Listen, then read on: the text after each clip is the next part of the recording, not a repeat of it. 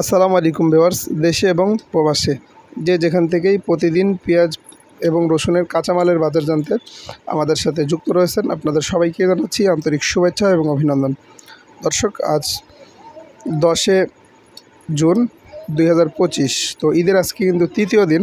তো আমরা চলে এসেছি রাজশাহীর মোল্লাপাড়া পাইকারি পেঁয়াজ হাটে। তো দেখতেই পাচ্ছেন আজকে আমদানি নাই বললেই চলে, তো একদম কিন্তু খুবই আমদানি কম আজকে, এবং ব্যাপারী ভাইরাও কিন্তু পেঁয়াজ কিনতে আসেনি। তো আমি পেঁয়াজ বিক্রি করলাম, আমিও পেঁয়াজ নিয়ে এসেছিলাম। তো আজকে পেঁয়াজের বাজার হচ্ছে নিচে বাজার রয়েছে, সেটি হচ্ছে আপনার হচ্ছে যে আজকে 17 থেকে 17.5, এবং হচ্ছে যে উপর বাজার হচ্ছে 18 থেকে 1860 পর্যন্ত আজকে কিন্তু পেঁয়াজ ক্রয় এবং বিক্রয় হয়েছে।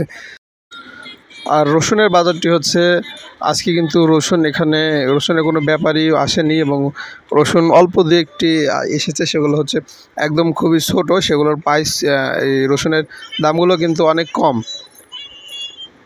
3 থেকে 3200, তো এরকম কিন্তু রসুনের দাম। তো উপর বাজার কিন্তু রসুনের 4000 পর্যন্ত আছে, তবে আজকে হাটে কিন্তু 4000 কিনেনি। তো দর্শক, এই ছিল কিন্তু মোটামুটি আজকের পেঁয়াজের বাজার।